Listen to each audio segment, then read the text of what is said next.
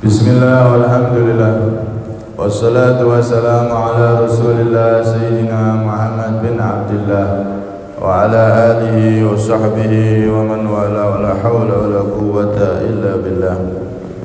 Rabbi syrah li sadri wa yassir li amri wahlul 'uqdatam min lisani yafqahu qawli Asaddid lisani wahdi qalbi bihaqqi Sayyidina Muhammadin Nabi sallallahu alaihi wasallam.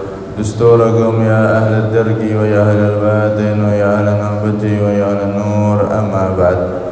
Jamaah Masjid Nurul Qamar semuanya yang dirahmati oleh Allah Subhanahu wa taala. Alhamdulillah kita semua diizinkan dan ditakdir oleh Allah Subhanahu wa taala untuk bisa kembali hadir di rutinan malam Senin ini dalam keadaan sehat walafiat. Semoga kita dan keluarga kita diberi panjang umur, sehat walafiat, terkabul segala hajat. Setelah itu nanti ketika wafat diberi kesempurnaan husnul khatimah. Amin Allahumma amin. Kita masih di hadis yang ke-33. Hadisnya cukup panjang. Kita sampai pada sabda Nabi sallallahu alaihi wasallam, "Wa man salaka tariqan yaltamisu fihi ilman sahhalallahu lahu bihi tariqan ilal jannah." Wa majtama'a qaumun fi baitin min buyutillahi yatluna kitaballahi wa yatadarasunahu bainahum illa nazalat 'alaihimus sakinah wa ghashiyatuhumur rahmah wa haffathumul malaikah wa dzakarahumullahu fi man 'indah. Man salaka tariqan yaltamisu fihi ilman, barang siapa yang menempuh suatu jalan, dia mencari ilmu di jalan tersebut, maka sahalallahu lahu bihi tariqan ilal jannah, Allah mempermudah bagi orang tersebut dengan jalannya tadi itu, tariqan ilal jannah, dipermudah jalan menuju surga. Kemudian dilanjutkan oleh Nabi sallallahu alaihi wasallam, "Muhammad jitama'a qaumun," dan tidaklah berkumpul qaumun suatu kaum, fi baitin, di satu rumah, min buyutillah, dari rumah-rumah Allah, yakni masjid. Yatluna kitab Allah, mereka membaca kitabnya Allah, wa yatadarasunahu, mereka tadarus kitabnya Allah tersebut, bainahum, di antara mereka, illa nazalat, kecuali pasti turun, pakainya fi'il madhi, nazalat litahaqquqil wuqu', benar-benar pasti turun, kata Rasulullah, alaihim as-sakinah, kepada mereka as-sakinah itu ketentraman, ketenangan jiwa, wa ghasyiyatuhumur rahmah, dan akan pasti meliputi terhadap mereka ar-rahmah, rahmat dari Allah, wa hafatzumul malaikah, dan pasti dikerumuni oleh para malaikat, mereka dikerumuni para malaikat, wa dzakarahumullahu fi man indah, dan Allah Subhanahu wa taala menyebut mereka di hadapan makhluk-makhluk yang dekat kepadanya, yaitu para malaikat, dibanggakan oleh Allah di depan para malaikat, orang-orang yang mau hadir di majelis ilmu, orang-orang yang mencari ilmu. Hadirin yang dirahmati oleh Allah Subhanahu wa taala, di dalam hadis ini setidaknya ada 4 pembahasan yang terkait dalam potongan hadis ini. Yang pertama adalah keutamaan ilmu dan orang yang punya ilmu, yaitu para ulama. Sebagaimana Allah Subhanahu wa taala berfirman di dalam Al-Qur'an, yarfa'illahu alladhina amanu minkum walladhina utul ilma darajat. Orang-orang yang mau menempuh jalan kemudian nuntut ilmu, kok sampai dia jadi orang alim, punya ilmu, maka orang tersebut dimuliakan oleh Allah lebih daripada orang yang beriman yang biasa, yang bukan ulama. Kata Sayyidina Abdullah bin Abbas, ulama itu nanti di surga mereka diberi derajat oleh Allah di atas orang-orang yang beriman yang bukan ulama 700 derajat lebih tinggi daripada orang-orang yang beriman biasa. Jadi para ulama itu derajatnya tinggi. Nah, surga itu semakin tinggi semakin mulia. Antara satu derajat masiratu khamsi mi'ati am, perjalanan 500 tahun. Jadi ulama itu surganya 700 derajat tingginya. Nah, antara per satu derajatnya niku 500 tahun perjalanan. Begitu tinggi sekali. Artinya kemuliaan yang diberikan oleh Allah kepada para ulama kelak di surga itu melampaui, melebihi orang-orang yang beriman biasa. Ya, namanya ulama memang pewarisnya Rasulullah. Ini ulama-ulama yang soleh. Karena itu di dalam riwayat disebutkan Nabi pernah bersabda, rakaatun min alimin khairun min alfi rakaatin min jahil.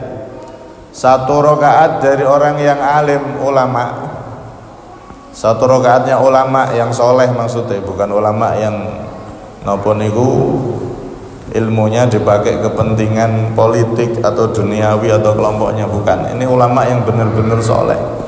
Itu satu rakaat dari orang yang seperti itu, ulama yang soleh seperti itu lebih baik daripada 1000 rakaat orang yang ahli ibadah yang bukan ulama. Jadi benar-benar ulama itu dengan ilmunya dia amalkan, maka ibadahnya itu nilainya berbeda dengan ibadah orang biasa. Kenapa? Karena memang berkahnya ilmu itu luar biasa. Makanya di dalam riwayat itu ada juga yang menyebutkan saat Rasulullah SAW itu mau wafat, niku bumi menangis. Bumi nangis karena setelah Nabi Muhammad SAW tidak akan ada nabi lagi yang diutus oleh Allah, nabi baru lagi nggak ada yang akan menginjak di atas muka bumi ini. Maka bumi sedih karena nggak ada nabi baru lagi. Nah, nabi yang lama nanti ada, Nabi Isa nanti turun. Nah, dalam riwayat juga Nabi Khidir, Nabi Al-Khadir itu juga sebagian mengatakan beliau nabi, atau walaupun ada sebagian mengatakan beliau itu wali.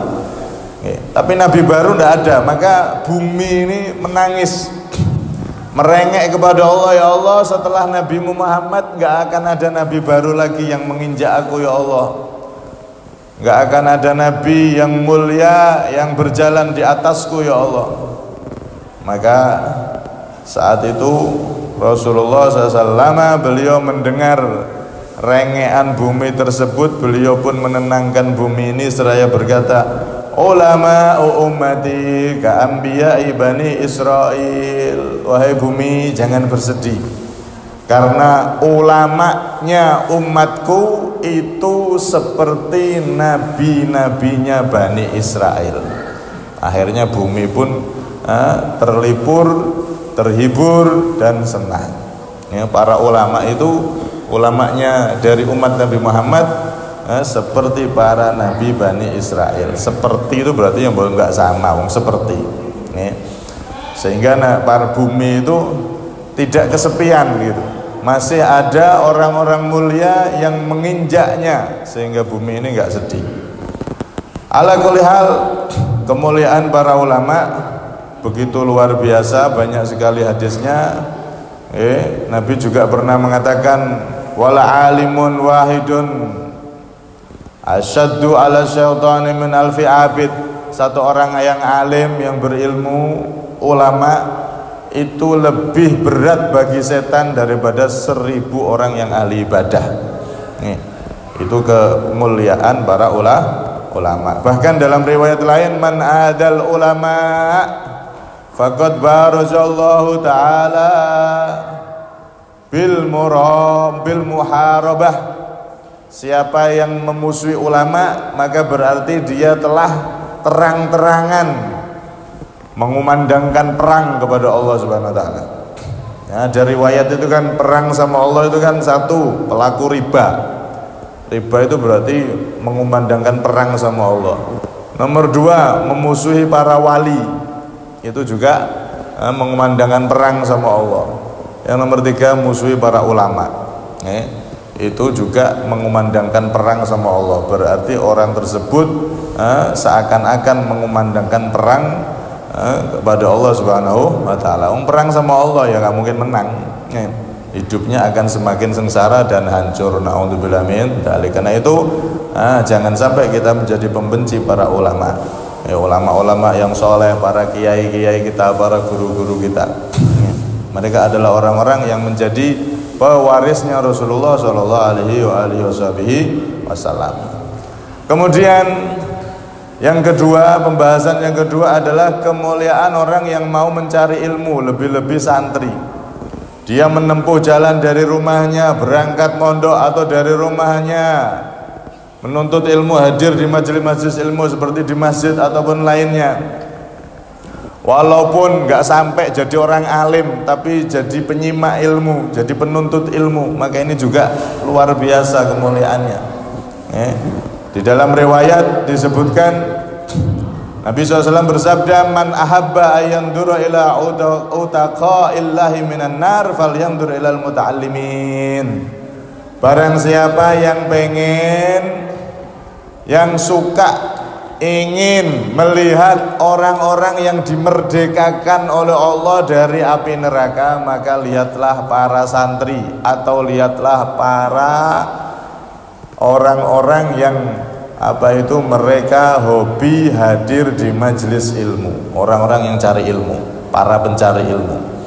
Itulah mereka orang-orang yang dimerdekakan oleh Allah dari neraka. Semoga kita termasuk niku, amin Allahumma amin. Nah, ulama berat, ulama niku wis harus bener-bener dohir batin, bener-bener takut sama Allah.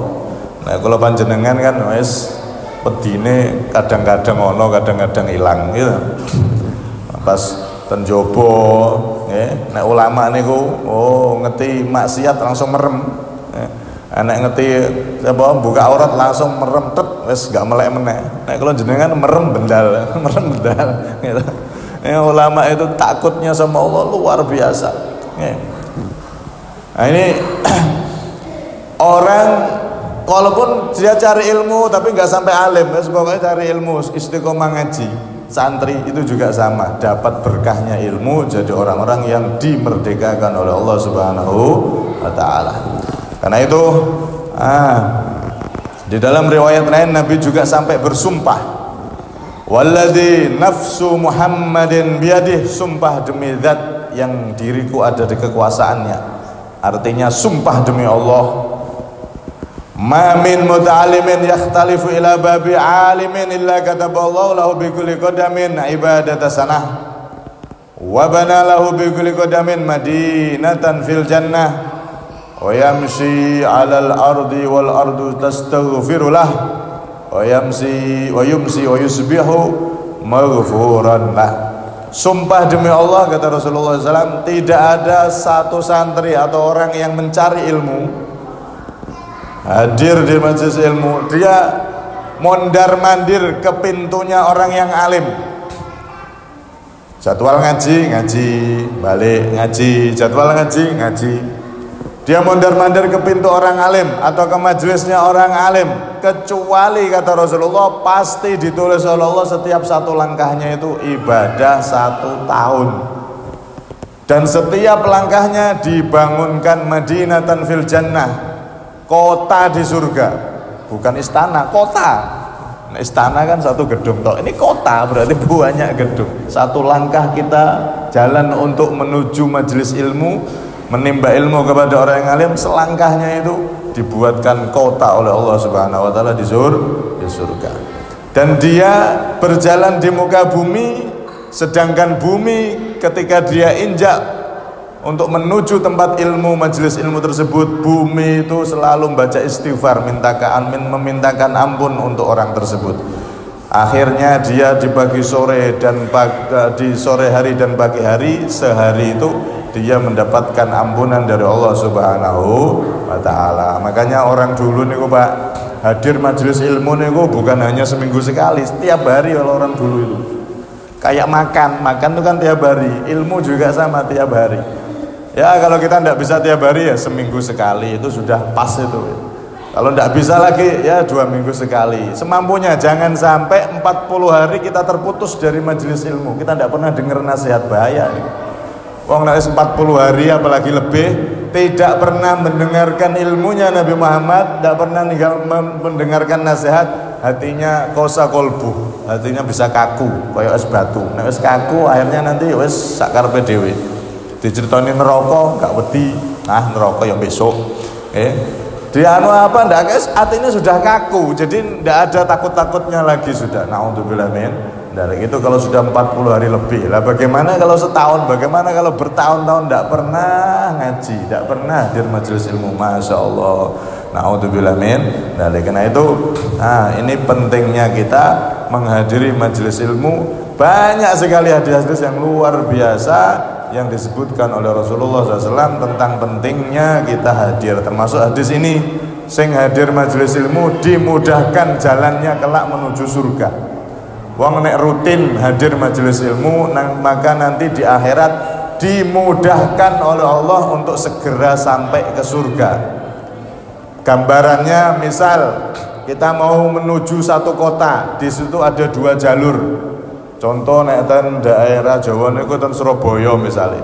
Niku ada jalan tol, ada jalur bawah, jalan umum. Nek jalan umum macet lama dah karu-karuan, bisa berjam-jam, apalagi pas macet-macetnya. Walah, wis sampai kesel. Nyupir ngerem, baru semeter ngerem, 2 meter ngerem, wis kesel kabeh. Tapi nek sing lewat tol, setengah jam, 1 jam nyampe. Nih. Kalau nanti dari Pasuruan ke Surabaya lewat jalur ekonomi, mboten lewat tol, lewat ngisor. Waduh, wis kaya mlebu neraka, panas kabeh. Maksudnya niku wis ruwet, ngeram, harus bener-bener super konsentrasi. Tapi kalau sudah lewat tol, enak, seret, cepet. Nah, gambarannya nanti seperti itu. Di akhirat itu nanti ada orang yang sampai ke surga itu cepet, kayak lewat tol, cepet. Ada yang ruwet, dihisab ruwet, di mahsyar ruwet, di mizan timbangan amal ruwet. Wes pokoknya dicegat, kayak di napa niku ditilang niku, periksa ini periksa itu. Enak sing langsung jalan, wes ndak usah tilang, langsung jalan. Anaknya jenderal ini jalan. Wes cepet jadinya. Begitu juga nanti di akhirat sama seperti itu. Orang yang ahli majelis ilmu, dia rutin hadir majelis ilmu, dijamin sama Nabi ini jaminan Nabi, sahhalallahu lahu bihi thariqan ilal jannah. Pasti dipermudah oleh Allah untuk menuju surganya Allah Subhanahu wa taala. Gambarannya tadi itu pasti dia bisa diizinkan masuk tol sehingga cepat sampai ke surga. Tol akhirat, bukan tol laut atau tol darat, tapi tol akhirat. Semoga kita termasuk orang-orang tersebut. Tol akhirat langsung set mlebu surga. Amin Allahumma. Nah, ini tujuan kita hadir majelis ilmu biar mempermudah kita kelak menuju surganya Allah Subhanahu wa taala. Kemudian selanjutnya pembahasan yang kedua, pentingnya kita untuk hadir di majelis ilmu yang semacam ini, selain dapatkan keistimewaan nanti dipermudah jalan ke surga. Di hadis setelahnya ini tadi juga digambarkan oleh Nabi, orang itu kalau hadir majelis ilmu diliputi malaikat, diliputi rahmat, kemudian diturunkan ketenangan hidup. Jadi orang itu kalau punya rutinan majelis ilmu, rutin hadir majelis ilmu, insya Allah hidupnya semakin tentram, semakin bahagia. Amin Allahumma amin. Nah, di samping pahala-pahala yang besar, dalam riwayat lain itu disebutkan, Nabi SAW pernah bersabda di dalam kitab Ruhul Bayan itu disebutkan satu hadis yang luar biasa. Hadis ini jarang disampaikan. bagaimana majelis ilmu itu bisa memakmurkan umur kita yang pendek seakan-akan punya umur ribuan tahun. Nabi SAW pernah bersabda, julusuka sa'atan inda halqatin yadhkurunallah khairun min ibadati alfi sanah. Dudukmu sesaat, setengah jam, sak jam dalam majelis ilmu, kumpulan orang yang berzikir kepada Allah, mengingat Allah dalam majelis ilmu ataupun majelis zikir, itu khairun, lebih baik kata Rasulullah, min ibadati alfi sanah, daripada beribadah 1000 tahun. Masya Allah. Kalau panjenengan hadir sekali majelis ilmu seperti ini, kata Rasulullah, lebih utama daripada ibadah 1000 tahun. Ya Allah, ibadah sunnah 1000 tahun. Oh, jangan salah paham, berarti ibadah 1000 tahun terus kakek ibadah aku gak usah sholat terus, repot ya. Maksudnya ibadah sunnah 1000 tahun. Makanya Imam Syafi'i kan mengatakan majelis ilmu itu lebih baik daripada ibadah sunnah. Setelah kita jaga yang wajib, sholat 5 waktu yang wajib-wajib dijaga, maka ibadah yang paling utama kita cari ilmu, nuntut ilmu, hadir di majelis ilmu. Kalau ada majelis ilmu, zikirnya nanti dulu, Qur'annya nanti dulu, digeser waktu, hadir ke majelis ilmu. Karena majelis ilmu adalah ibadah yang paling utama setelah yang wajib. Bayangkan hadir sekali koyok wong ibadah 1000 tahun. Umurnya kita paling 70, 80, 100 tahun wis juara. Tapi sekali hadir koyok ibadah 1000 tahun. Ini adalah kemuliaan, keistimewaan yang diberikan untuk kita umat Nabi Muhammad SAW, sehingga kita walaupun umurnya pendek bisa menyalip prestasi-prestasi umat-umat terdahulu yang umurnya panjang-panjang. Sering kita ceritakan umat terdahulu niku enten umat yang Bani Israel dulu itu ada orang yang ibadah 500 tahun, siangnya puasa, malamnya tahajud sampai subuh. Niku selama 500 tahun karena umurnya orang-orang dulu panjang-panjang. Subhanallah, 500 tahun, bukan 500 hari, 500 tahun. Nah itu, yang seperti itu sama umatnya Nabi Muhammad, cukup kita hadir sekali majelis ilmu semacam ini, niat cari ilmu, itu sudah mengalahkan ibadahnya orang dahulu, orang Bani Israel tersebut. Masya Allah, mulianya kita jadi umatnya Nabi Muhammad karena berkah kemuliaan Nabi Muhammad SAW, Nabi termulia, kita pun jadi umat termulia. Kita menjadi orang yang pahalanya berlipat ganda karena kita dekat dengan warisan Nabi termulia, yaitu ilmu Nabi Muhammad SAW.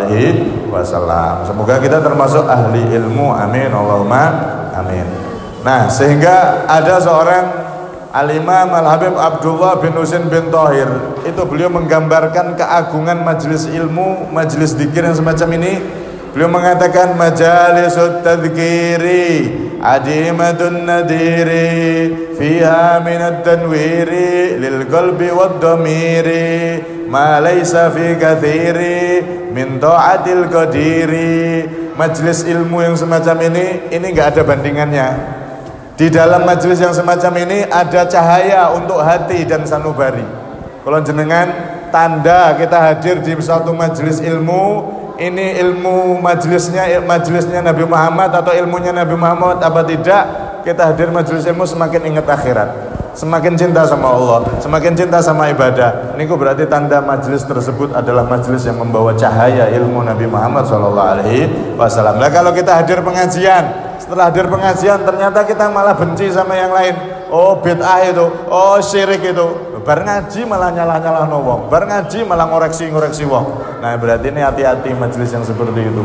Majelisnya Nabi Muhammad itu membawa kekhusyuan, membawa cahaya di dalam hati, sehingga dia semakin rindu akhirat, semakin rindu kepada Allah, semakin taat kepada Allah Subhanahu wa taala. Ma laisa fi katsiri min taatil qadiri. Tidak ada satupun ketaatan yang dilakukan oleh umat Nabi Muhammad yang paling gampang meraih pahala besar kecuali majelis ilmu yang semacam ini.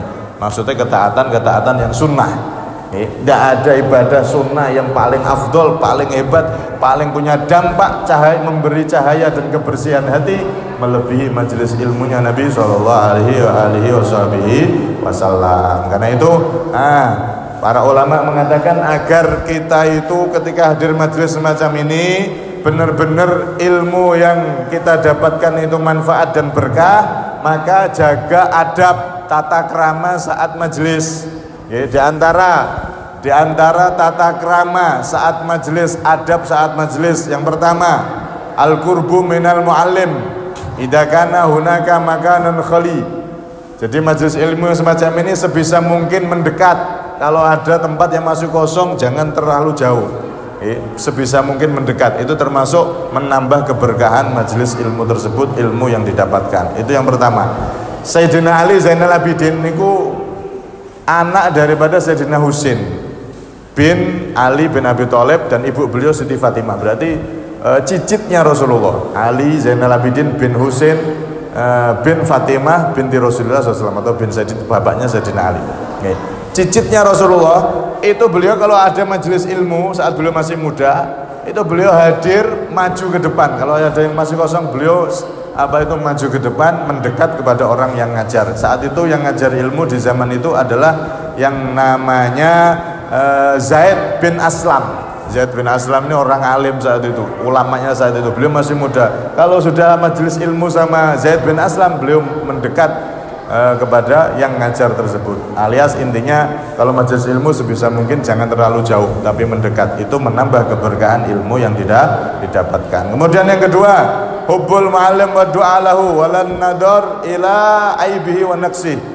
Ketika kita mencari ilmu, mengambil ilmu dari seseorang guru, maka cintai guru tersebut dengan cara mendoakan dan jangan melihat kekurangannya. Wong niku nek ngelihat kekurangan guru yang menyampaikan ilmu atau gurunya, maka dia keterhalang dari keberkahan ilmu. Anak kiai kita ngambil ilmu sama dia, maka tutup mata kita, tutup pendengar kita dari kekurangannya. Pasti ada, namanya manusia pasti ada kurang-kurangnya, kecuali Rasulullah yang sempurna, memang makhluk sempurna. Imam Nawawi itu kalau sudah mau ngaji sama kiai sama ulama, beliau itu di tengah jalan berdoa, Allahumma stur anni aiba muallimi hatta la taqaini lahu ala naqisatin. Ya Allah, tutup mataku, tutup diriku dari kekurangan dan aib daripada guru-guruku ya Allah. Jangan sampai aku melihat kekurangan atau aib dari guruku ya Allah, sehingga menghilangkan keberkahan ilmuku ya Allah. Bukan hanya itu saja, beliau ketika di tengah jalan biar enggak kena bala. Bala apa? Bala melihat kekurangan guru. Melihat kekurangan guru itu bala, Pak. Iso ngilangi keberkahan ilmu. Biar enggak kena bala, beliau di tengah jalan sedekah untuk nolak bala. Bala apa? Biar beliau tertutup dari kekurangan gurunya dan meyakini gurunya ini orang baik, orang yang soleh. Subhanallah, sampai seperti itu beliau. Sampai akhirnya beliau jadi orang besar. Al-Imam An-Nawawi, siapa yang nggak tahu beliau? Al-Imam An-Nawawi ini luar biasa, ulama yang diakui pendapatnya nomor satu, melebihi daripada ulama yang satunya, imam siapa itu yang selain Imam Nawawi itu. Kalau ada perbedaan pendapat antara Imam Nawawi sama satunya ini, Imam Nawawi yang nomor satu, yang didahulukan, karena beliau memang luar biasa ketika nuntut ilmu dulu. Kemudian yang selanjutnya, ketika duduk al-julus mustaqbilal ma'alib, ketika duduk usahakan untuk menghadap yang menyampaikan ilmu. Sebab setiap sesuatu itu punya kiblat. Kiblatnya kita berdoa langit. Makanya kita sunnahnya ngangkat tangan ketika doa. Tangan kita hadapkan ke langit. Bukan ke depan gini, kayak kuda-kuda ini enggak. Apa silat kuda-kuda ini enggak, tapi tangan kita ke langit. Oke. Ini kiblat doa itu di langit. Maka kita sunnahkan diajarkan oleh Nabi, kita berdoa begini. Kenapa? Karena kiblat doa langit. Bukan berarti Allah di atas, enggak. Allah enggak membutuhkan tempat. Bukan di atas, bukan di sana sini, enggak. Allah tidak butuh tempat. Tempat itu makhluk. Allah enggak membutuhkan tempat. Kemudian sebagaimana juga kalau kita sholat, kiblatnya adalah Ka'bah. Nah, kiblat kita ngaji itu adalah guru. Jangan sampai kita malah enggak menghadap guru. Koyok sholat enggak ngadep Ka'bah, ya akhirnya enggak sah. Kalau kita ngaji nggak ngadepi guru nih, malah ngadep yang lain, maka ilmunya nanti kurang berkah, alias ngurangi kesempurnaan dari manfaat ilmu tersebut. Kemudian yang terakhir, yang keempat, berusaha di majelis ilmu itu yang khusyuk, jangan ngomong kepada kanan kiri selama majelis berlangsung, apalagi guyonan. Jangan, itu bisa menghilangkan keberkahan ilmu yang didapat. Sayyidina Siapa itu namanya? Ada seorang yang namanya Imam A'mas radhiyallahu anhu. Beliau itu pernah ngajar ilmu, kemudian ada yang hadir itu malah guyonan. Akhirnya ditegur sama beliau. Tatlubul ilma alladzi kallafallahu ta'ala bih wa anta tadhak. Wahai muridku, kamu ini gimana? Disuruh Allah nyari ilmu malah ketawa-ketawa. Akhirnya beliau marah sampai muridnya ini didiamkan 2 bulan. 2 bulan tidak disapa sama beliau. Karena gara-gara guyonan ketika ngaji. Karena itu yang khusyuk, ya, jangan sampai kita ngomong sendiri ketika ilmu disampaikan, ngomongnya nanti dipending dulu, ya, baru setelah selesai majelis mau ngomong apa terserah. Bahkan jangankan ngomong, kita dikiran itu jangan. Ketika ilmu disampaikan, dikir subhanallah, subhanallah, alhamdulillah, la ilaha illallah. Jangan, itu karena kenapa? Karena itu bisa menghilangkan fokus kita untuk mendapatkan ilmu. Orang itu hatinya itu cuma satu. Nek wong sibuk dikir, khusyuk dikir, maka nggak mungkin bisa mendengar ilmu. Nek mendengar ilmu nggak bisa khusyuk dikir. Maka ketika ilmu disampaikan jangan guyon, diam, perhatikan, bahkan dikir sekalipun tinggalkan dulu. Karena kita berada di majelis ilmu ini sudah seperti orang dikir, bahkan ibadah kayak 1000 tahun tadi itu. Ini sudah ibadah kita itu, dengarkan ilmu itu sudah ibadah. Jangan sampai ilmu lepas gara-gara kita sibuk dengan berzikir, apalagi kok sampai guyonan. Nauzubillah min dzalik. Dulu ada namanya Al-Imam Husain bin Syekh Abu Bakar, terakhir ini. Ini beliau saat itu lihat anaknya ketika majelis ilmu malah bawa tasbihan. Maka dimarahi sama beliau, "Khalis subhah falaha waqtun akhar." Wahai anakku, lepas tasbihmu. Dengarkan ilmu dulu. Tasbih ada waktunya lain. Sekarang majelis ilmu yang khusyuk, perhatikan ilmu yang disampaikan. Ditegur. Nah, ini termasuk adab-adab ketika kita di majelis ilmu, agar ilmu yang kita dapatkan semakin berkah, semakin manfaat, dan menjadikan kita mulia, benar-benar kita nanti di akhirat dipermudah oleh Allah untuk menuju surganya Allah Subhanahu wa ta'ala. Karena kita mengagungkan ilmu warisan Nabi sallallahu alaihi wasallam, maka kita pun di akhirat akan diagungkan oleh Allah dengan dipermudah lewat tol akhirat, cepat menuju surga. Amin, Allahumma amin. Kalau minta kurang lebihnya minta maaf. Hada minni wal